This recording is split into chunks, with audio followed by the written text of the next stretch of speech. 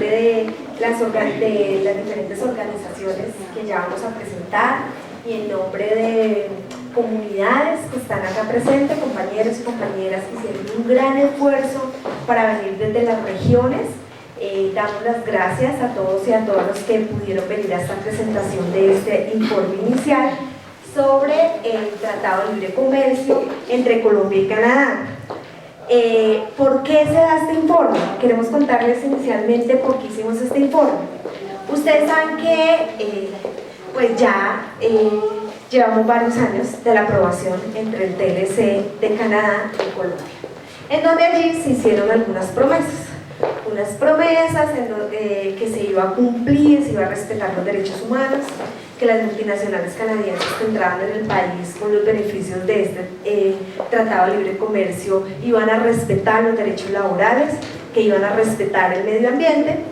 Y gracias a una lucha y un trabajo que se dio de muchas personas, se logró que se incluyeran pues unos acápites especiales. Entonces, unos acápites en donde se supone que se cumplía con derechos humanos, con derechos laborales y derechos del medio ambiente. Y dentro de ese acápite pues se creó uno que es la obligación de presentaciones de informes de los gobiernos a sus respectivos congresos.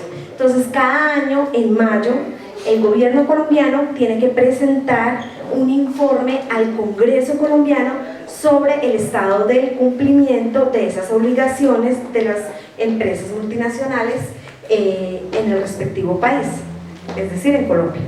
Pero en Canadá también el gobierno se comprometió, el gobierno canadiense, a presentar un informe al Congreso de Canadá sobre el cumplimiento de las empresas canadienses respecto a derechos laborales, derechos humanos y derechos del medio ambiente.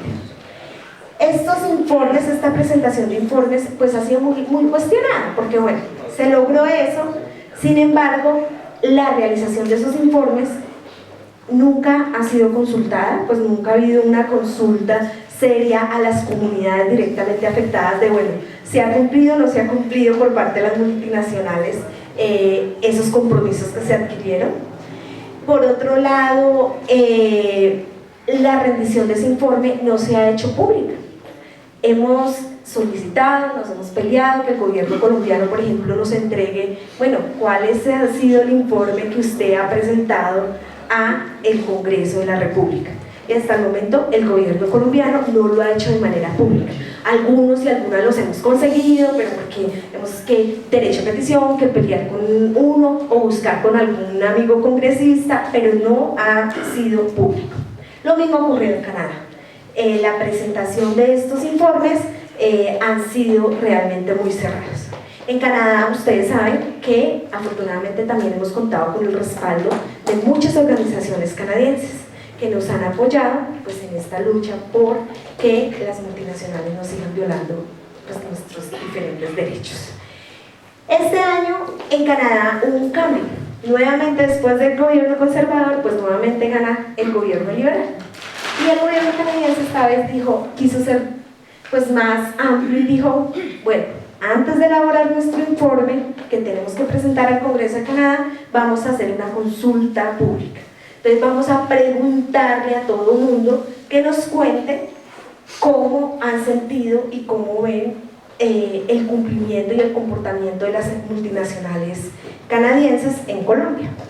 Y efectivamente algunas organizaciones vimos una oportunidad, dijimos no nos podemos quedar callados ni calladas, tenemos que contestar. Lastimosamente dieron un plazo muy rápido, es que no dieron más de 15 días, entonces nos tocó correr. Por eso este informe inicial que se va a presentar es un informe, pues así le dijimos, un informe inicial, y por eso acá contamos con la presencia de las diferentes representantes de las comunidades de las multinacionales, porque la idea es que vamos a seguir alimentando este informe. Entonces, ¿quiénes se unieron a la presentación?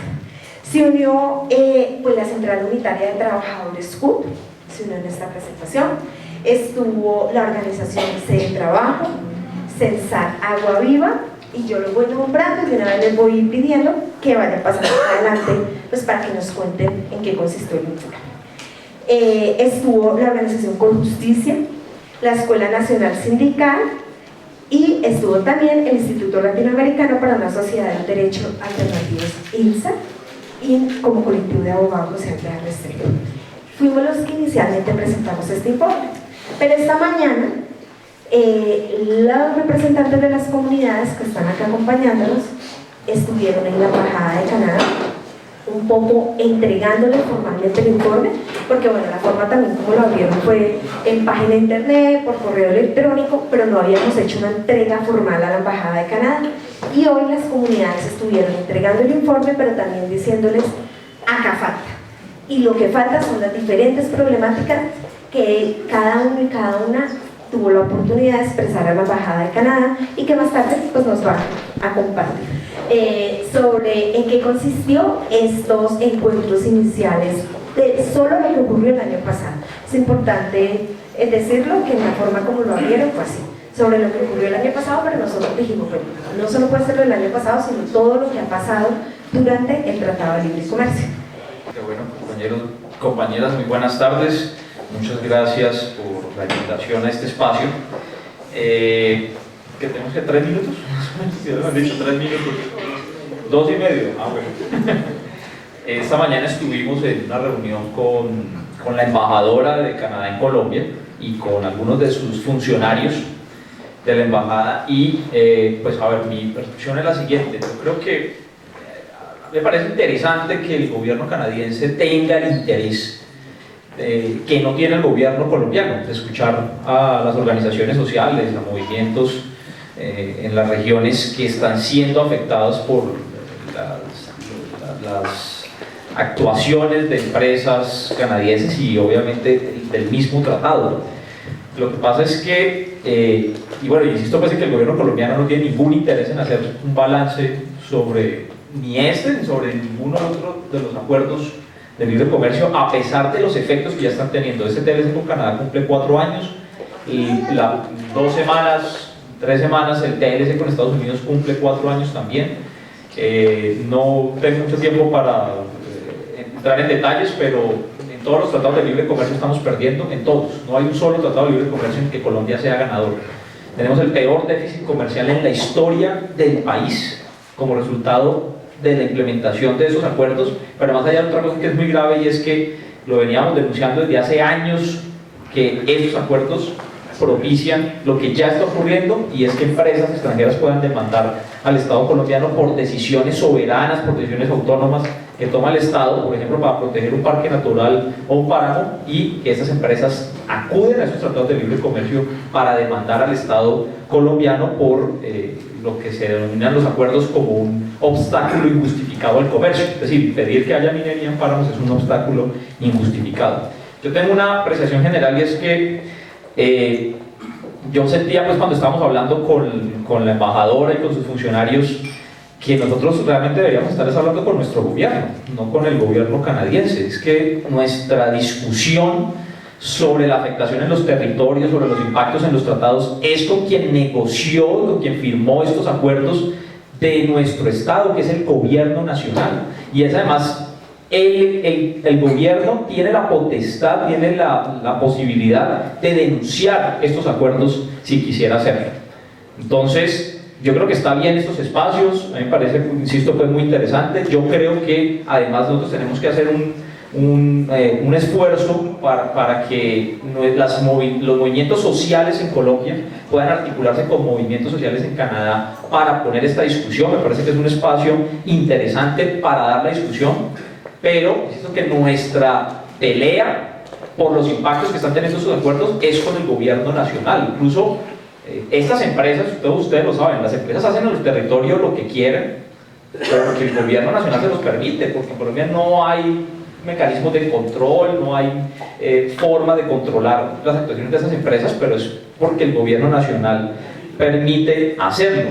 Y por último, yo quiero insistir, porque un funcionario de la embajada esta mañana decía que bueno, finalmente sí, hay unos problemas y puede haber unas cuestiones de derechos humanos, y entonces vamos a tomar nota y vamos a revisar, y si ustedes nos presentan las pruebas nosotros averiguaremos.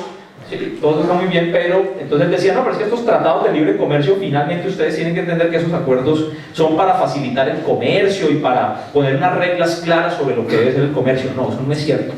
Estos tratados de libre comercio no son para eso.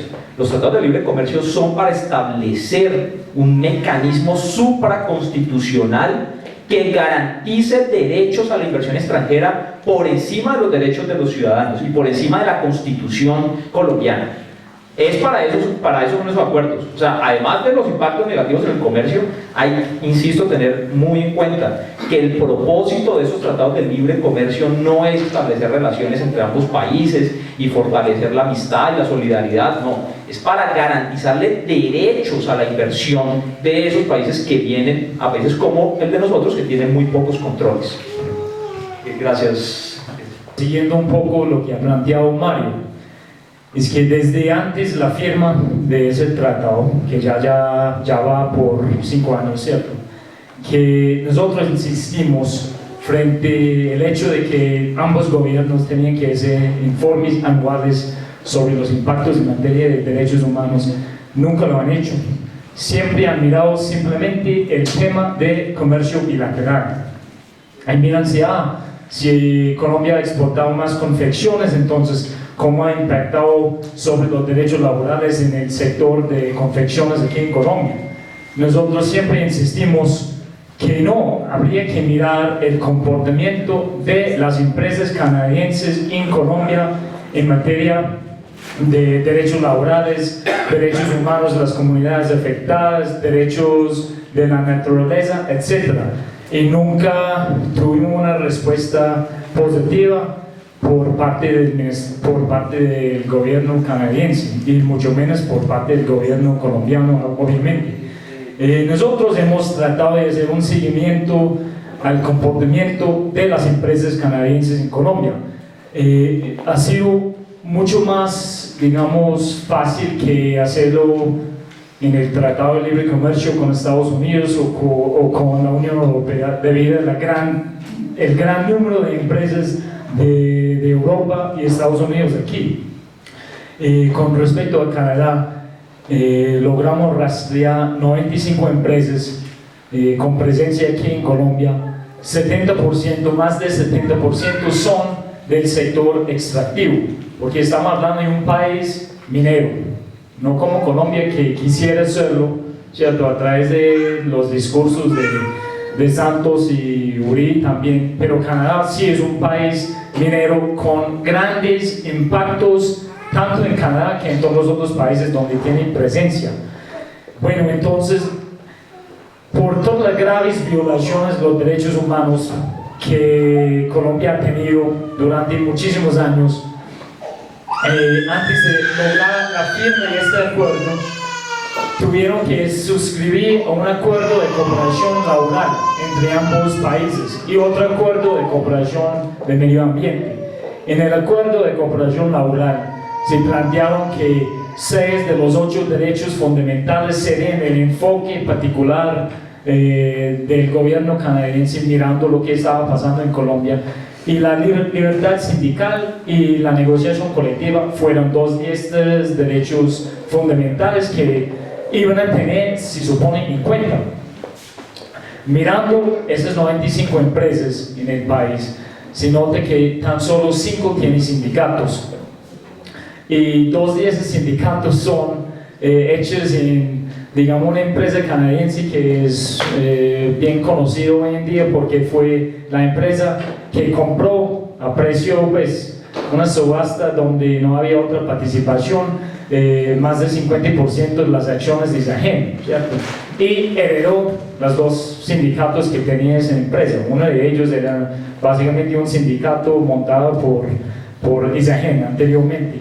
Pero 95 empresas tan solo han firmado 2 convenciones colectivas, ¿cierto? En 2 empresas que nada tiene que ver con el sector extractivo. Una es de calzada, Batahué, Manisol, ¿cierto? Y otra es de papeles nacionales, ¿cierto? Pero en el sector extractivo de empresas canadienses no existe ninguna convención colectiva. han logrado firmar un acuerdo laboral que no es una convención colectiva con UTEN, Pacific Rubiales, pues antes de que se quebró, ¿cierto? Para impedir la llegada legítima del abuso a esta empresa, ¿cierto? Pero fuera de esto, nada que ver con promover y proteger esos dos derechos fundamentales de los trabajadores. Pues entonces la pregunta es esa: si firmen esos acuerdos con esas estipulaciones, realmente ¿para qué? Porque no son como mecanismos voluntarios que ni el gobierno colombiano ni el gobierno canadiense realmente tiene como pensado promover su efectivo cumplimiento.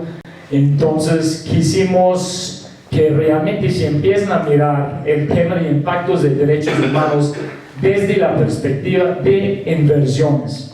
Ese no es un tema, como mencionó Mario, de comercio bilateral. Es un tema de lo que pasa en el territorio colombiano, en otros territorios donde firman esos tratados de libre comercio. La crisis que estamos atravesando es la crisis de derechos humanos que nos enfrenta a una diáspora de violaciones de derechos humanos masivas, por ejemplo contra sindicalistas que se mantienen, y la ejecutabilidad que tiene el Estado para responder a la protección de sus derechos, donde ha cedido su soberanía a unas empresas, y esas empresas ahorita también tienen gran poder para decidir qué pasa frente a esos casos y esas violaciones de derechos humanos. Es un punto que nos pone en un quiebre, en un análisis muy difícil. Tocar el tema de Pacific Rubiales pasa por reconocer la impunidad estructural que tiene el Estado para garantizar los derechos de los trabajadores y trabajadoras. Lo que pasó en el 2011 no tiene presentación ante el mundo, y es la violación masiva y sistemática de los derechos laborales, junto con otras serie de violaciones y persecución a líderes sindicales. Eso no tiene presentación en ningún lado, pero en Colombia pasó y está en la impunidad, con procesos en la Fiscalía que nunca avanzan, con querellas que en el Ministerio del Trabajo jamás se resuelven, y con una expectativa de los trabajadores en la protección de sus derechos que tampoco tiene ninguna resolución. Luego, entonces, uno cuando lee esas noticias que Pacific está en reestructuración porque la liquidaron, simplemente encuentra en eso una gran farsa, y es la farsa de acabar con las empresas para no responder a los trabajadores. Mientras que al expresidente de Pacific Rubiales le liquidan su contrato de trabajo con 8.3 millones de dólares, los trabajadores que se movilizaron en el 2011 hoy no tienen protección, y eso pasa por claros escenarios de violencia antisindical que siguen en la impunidad en la Fiscalía General de la Nación, pero con una abstención del Estado colombiano y del gobierno colombiano para investigar este tipo de empresas que tienen sus tentáculos en la economía y que tienen impactos también en lo medioambiental. Luego, entonces, esto sí nos invita obviamente a continuar con los escenarios de movilización y de apoyo a los trabajadores y trabajadoras. Yo primero quisiera señalar la pertinencia del informe en términos del momento del país, y sobre todo en el momento en el que la defensa de la naturaleza se convierte en un escenario de agresión desde dispositivos de criminalización que son construidos desde aparatos corporativos. Y creo que sin duda habría que pensar cuál es el papel del aparato corporativo canadiense en la situación que se genera en Colombia frente a la defensa de la naturaleza. Y por eso creo primero importante señalar la pertinencia del informe. En segundo lugar, en términos de lo ambiental, me interesa centrarme en el asunto extractivo y la relación de eso extractivo con el Tratado de Libre Comercio con Canadá. Pero las exportaciones en el Tratado de Libre Comercio están concentradas en productos mineroenergéticos. Para ir a las cifras, el 58.8% del valor de las exportaciones está concentrado en los productos mineroenergéticos, y el 97.3% del volumen de lo exportado son productos mineroenergéticos. Entonces, ¿qué tipo de tratado tenemos? Se suma a lo que ya los compañeros y Mario expresaban. Ahora, lo que nos permite también tener unos temas de relevancia para el país con respecto en lo ambiental y lo extractivo a la participación de Canadá y lo que puede estar pasando en algunos ámbitos de interés nacional. Primero, el asunto de la consulta previa en lo que tiene que ver con lo petrolero.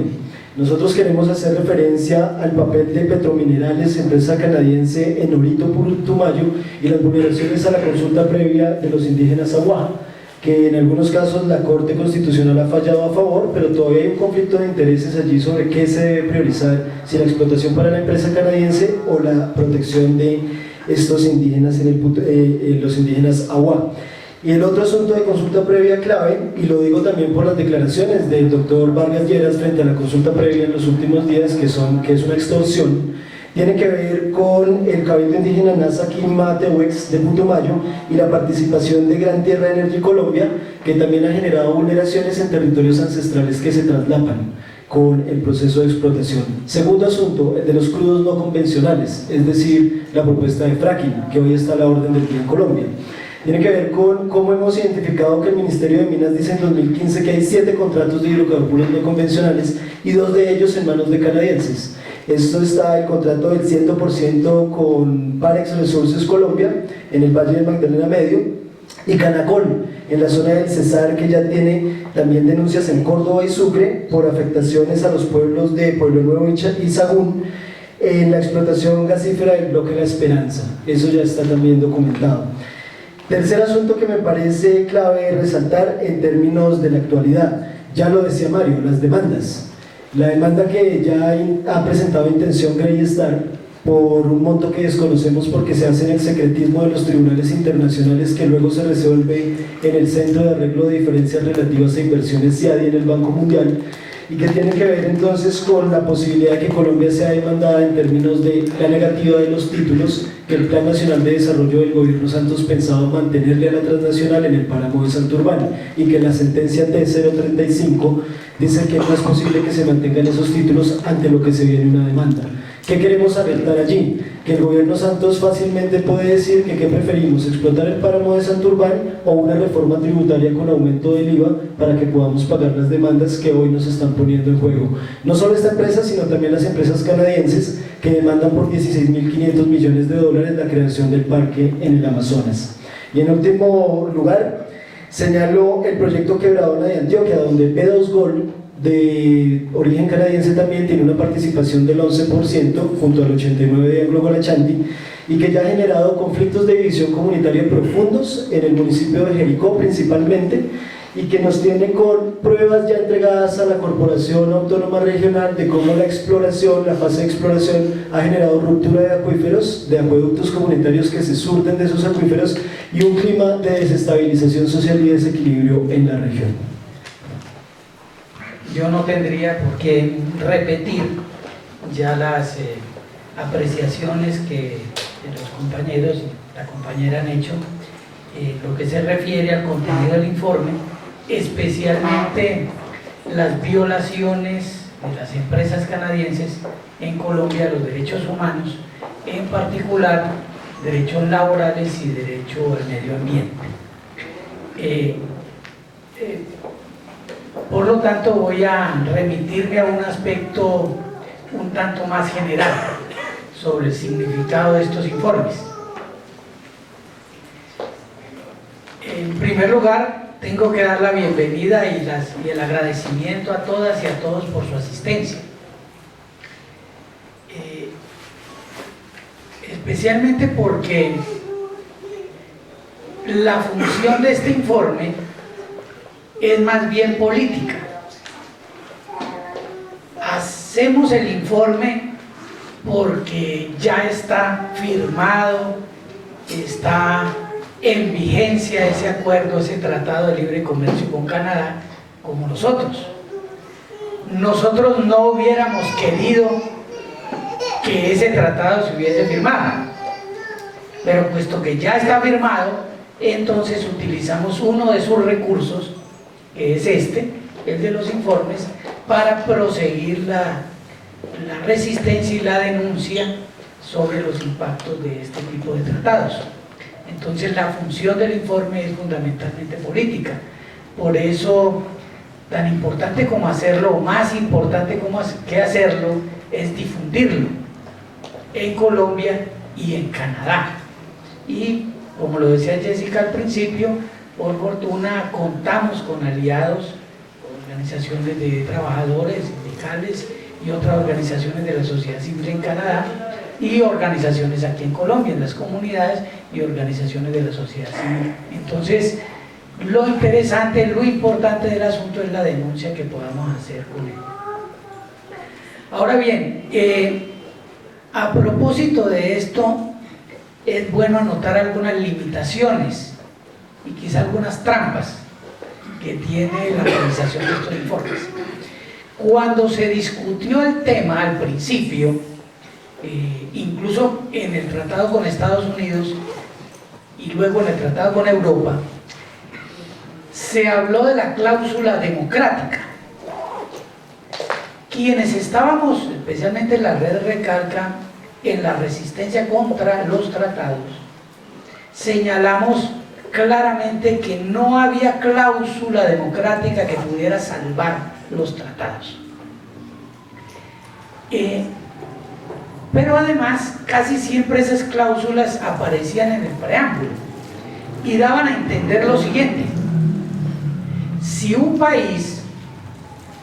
país su Estado, su gobierno viola los derechos humanos, se convierte en un país autoritario, no merece el tratado, dando por hecho que el tratado era bueno para nosotros y una concesión de parte de ellos, un premio. Porque es que esta idea de las cláusulas democráticas, que se llamó las cláusulas de condicionalidad, nacieron de los acuerdos de ayuda. Entonces, la sociedad civil en Europa, por ejemplo, siempre dijo: ¿por qué les vamos a ayudar, es decir, transferencia de dinero, a tiranías como las de África o como las del cono sur de América Latina, etcétera, etcétera? Y entonces se aceptó: si hay una violación ostensible de los derechos humanos, se suspende la ayuda. Claro, nosotros señalamos dos limitaciones. Primero, se reducen los derechos humanos a los derechos políticos y civiles. Y nosotros decíamos, hay una integralidad de los derechos humanos. Incluye también los económicos, sociales, culturales y ambientales. En segundo lugar, en el caso de los tratados de libre comercio, nunca nos ofrecieron suspender el tratado. Y nosotros les decíamos una cosa muy pedestre. Le decíamos, bueno, si en Colombia violan los derechos humanos, y ya estábamos con Uribe, ¿entonces qué? ¿Lo suspenden? ¿Deja de ser vigente el tratado? Ah, no, tampoco. ¿Cuál era la funcionalidad entonces de la cláusula democrática? De todas maneras, se insistió y se hizo y se incluyeron esas fórmulas de respeto a los derechos humanos. Bien, entonces nosotros insistimos, son los derechos políticos y civiles y los otros también.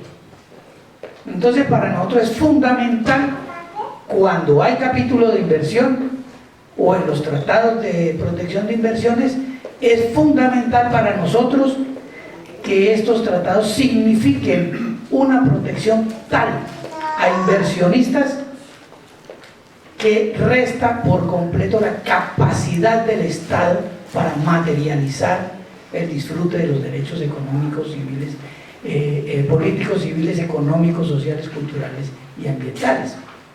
Como ya lo señalaba Danilo, se ve claramente que impiden el desarrollo de una política ambiental o una política de salud.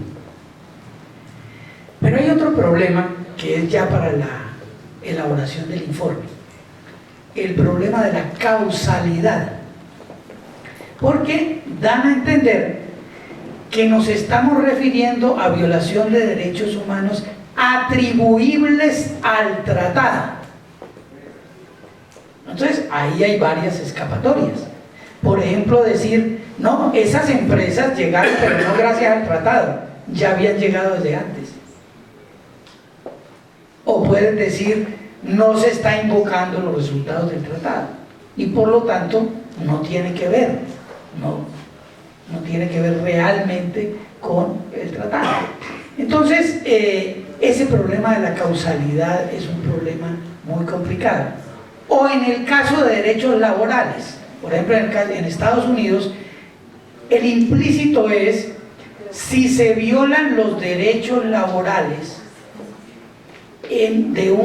por parte de una empresa que esté en un sector exportador que llegue al país con el que se hace el tratado. Es decir, por ejemplo aquí, nosotros tenemos una empresa de los Estados Unidos que invierte aquí en la confección, viola los derechos laborales y gracias a esa violación, la confección, el producto llega a Estados Unidos más barato, es decir, un dumping laboral. Entonces daba a entender que la violación de derechos laborales preocupaba solo en los casos en que redundaba en competencia desleal, es decir, no les preocupaba toda la violación de derechos laborales, les preocupaba solamente eso. Entonces para nosotros, claro, al hacer un informe de estos, pues tenemos que tener en cuenta sí la causalidad, pero escapar de esa trampa, porque además nosotros sabemos que la violación de los derechos humanos en primer lugar es integral y en segundo lugar no solamente interdependencia, sino que hay causalidades múltiples, cruzadas, recíprocas, por decirlo en palabras de la Corte Constitucional. Hay una situación, un estado de cosas inconstitucional, hay una estructura de violación de los derechos humanos, todos en un país. Entonces es una trampa que nos pidan establecer la causalidad. Entonces por eso estos informes tienen que superar esas limitaciones, esas dificultades, y nosotros pues hemos tratado, sobre todo las compañeras y compañeros que trabajaron fuertemente en los casos particulares, hemos tratado de hacer un informe lo mejor posible. Yo creo que vamos a mejorar y a mejorar un poco más. Deberíamos hacer informes en el caso de la Unión Europea, de Estados Unidos y de los otros países, pues si nos dan las posibilidades, porque se convierte en un arma de lucha, en un arma de